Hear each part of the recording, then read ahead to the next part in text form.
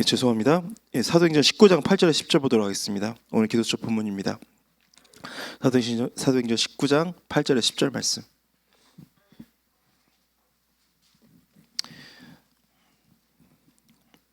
같이 보겠습니다. 바울이 회당에 들어가 석 달 동안 담대히 하나님 나라에 관하여 강론하며 권면하되 어떤 사람들은 마음이 굳어 순종하지 않고 무리 앞에서 이 도를 비방하거늘 바울이 그들을 떠나 제자들을 따로 세우고 두란노 서원에서 날마다 강론하니라.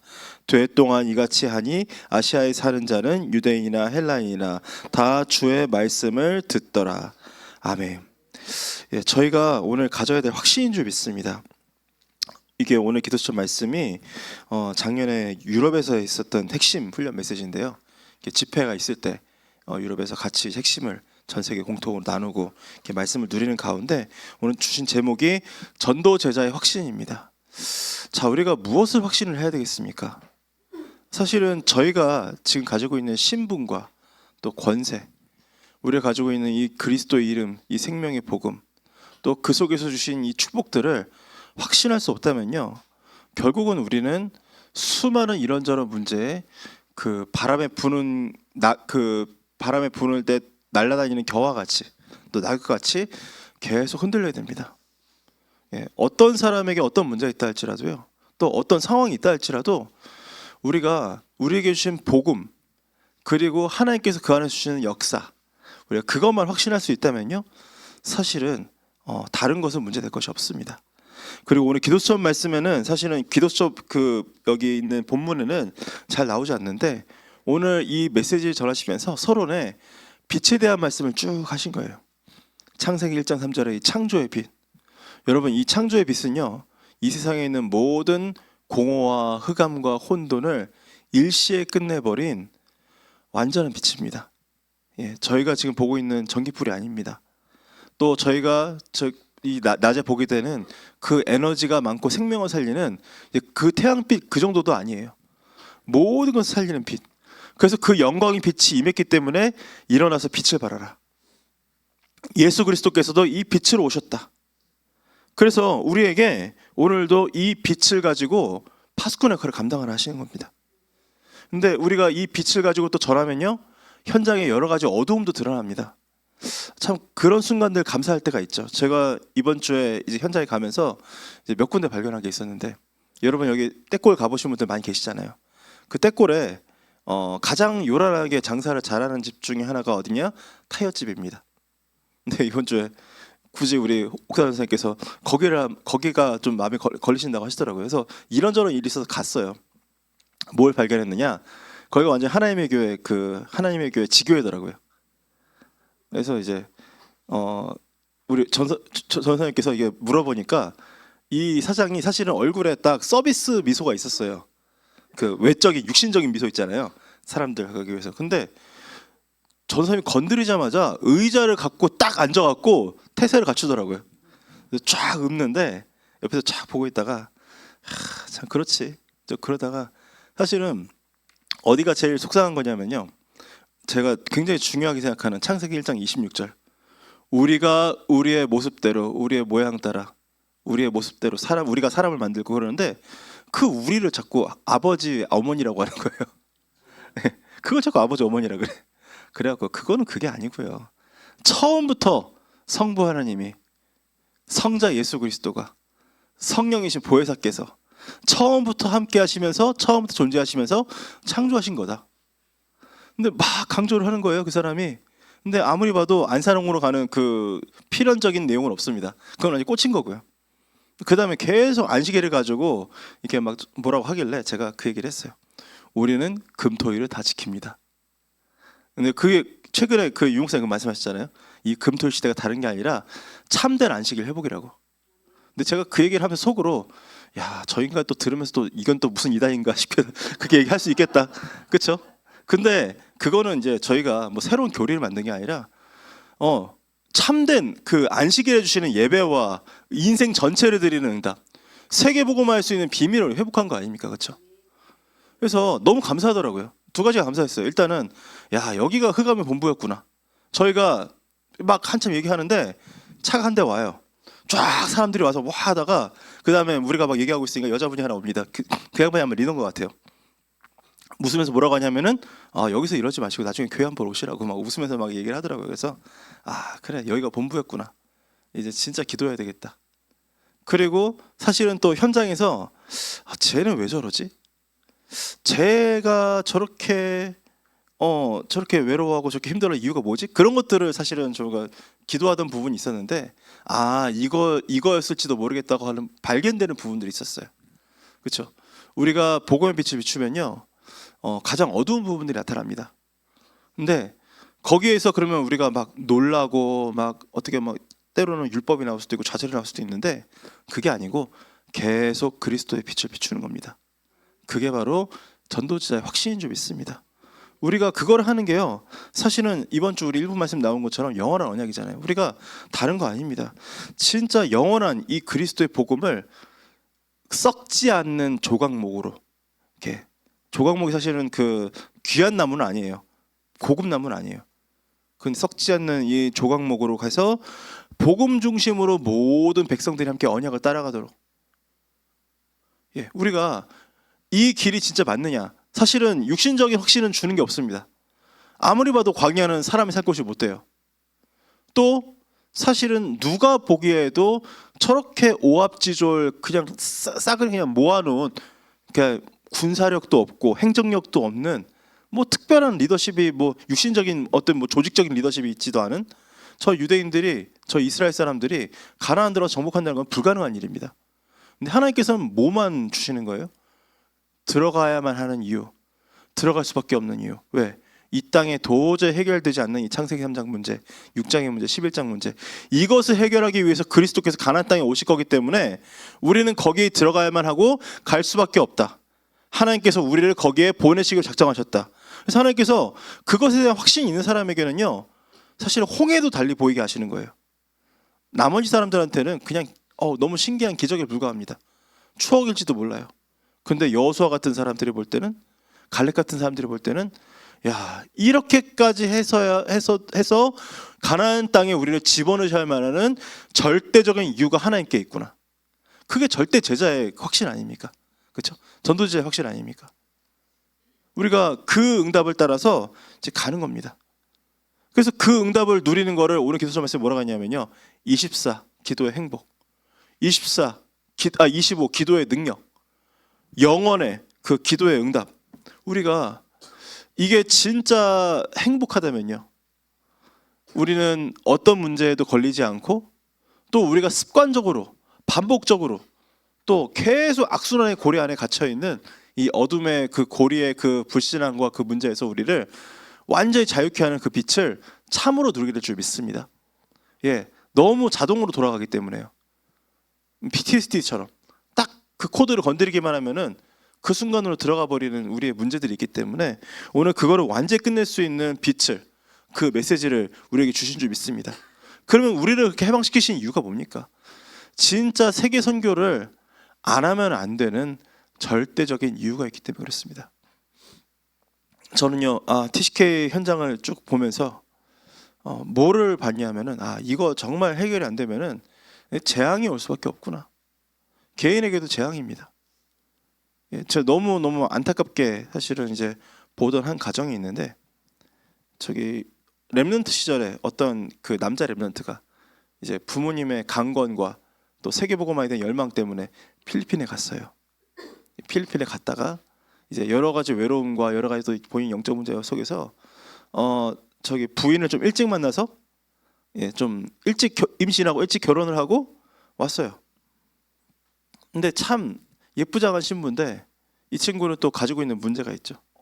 하다 보니까 계속 사실은 그 가정에 문제가 오는데 벗어나지 못하는 거예요. 근데 그게 문제는 그 두 사람은 뭐 맨날 지지고 싸우고 뭐 그 문제가 아니에요. 애들이 문제예요. 애들이 너무 그 안정되지 않은 그 양육 환경 속에서 애들이 그 저주를, 그 상황 속에서 2배, 3배, 10배를 받는 것을 보면서 너무 사실은 가슴이 쓰려요. 그런 걸 보면 제가 잘 돕지도 못했고, 왜냐하면 뭐 그거는 뭐 사실 뭐 계속 말하는 핑계죠. 그 제 시간표였고. 그런데 이런 부분들이요, 우리가 정말 이 복음으로 비춰지면은 TCK라는 것이 최고의 기회이고 5천 종족 복음할 수 있는 최고의 응답인데, 이게 복음에 비춰지지 않으면요 모든 것이 저주가 되어버린 겁니다. 그래서 우리가 정말 저주를 맞아들이겠습니까? 아니면은 그 저주를 완전히 증거로 바꾸는 이 복음의 능력을 우리가 소유해야 되겠습니까? 오늘 그 전환점이 이 새벽일 수도 있다는 사실을 믿고 우리가 오늘 복음 앞에 서기를 간절히 기도합니다. 자, 그래서요, 이 처음부터 약속하신, 처음부터 주신 이 복음과 전도 선교, 하나님께서 진작에 사람을 창조하기 전부터 그리스도로 준비하셨고, 그리스도로, 정확하게 말하면 그리스도로 존재하셨고요. 그게 더 맞겠죠. 그리스도 준비하셨다는 것보다도 성삼위 하나님이 같이 계셨으니까, 그렇죠? 그리스도로 존재하시고, 그렇죠? 그리고 나서 정말 인간이 문제가 왔을 때 이 문제가 딱 확인된 다음에 바로 무슨 말씀 더 했습니까? 여자의 후손부터 말씀하셨잖아요.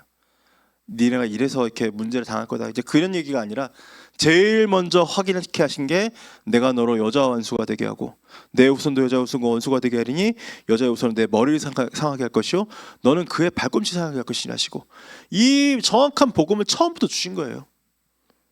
이 복음을 가진 자들은요, 이 복음을 확인하고 망대가 선 자들은 계속 응답을 받았는데, 문제는 계속 그걸 놓치고 제일 중요한 건 뭐니까 세계복음만을 놓치니까 하나님께서 노예, 포로, 속국, 전쟁, 유랑민 이런 문제 계속 주면서까지 237, 5천 종족의 TCK로 들어가도록 살리도록.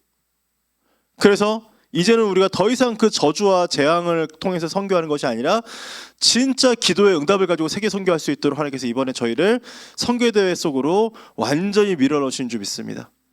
예, 저희 교회가 이번에 진짜 세계 선교대회에 완전히 올인하는 교회, 가장 확실하게 그 응답을 확인하는 교회 되기를 간절히 기도합니다.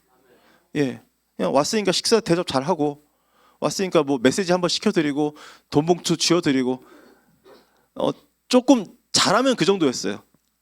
잘하면 그 정도였어요. 그런데 이번에 저희가 완전히 교회 주일날 모든 예배들을 선교 중심으로 애찬도 나누고요.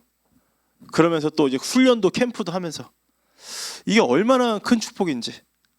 그래서 그 속에서 우리가 저주로 갈 수밖에 없는 모든 우리의 나약함들과 한계들, 그리고 또 그분들 속에서 있는 여러 가지 또 문제들, 모든 것들이 위드만 원네스 속에서 하나님께서 완전히 세계 선교할 수 있는 팀의 응답으로 하나님께서 만들어 가실 줄 믿습니다.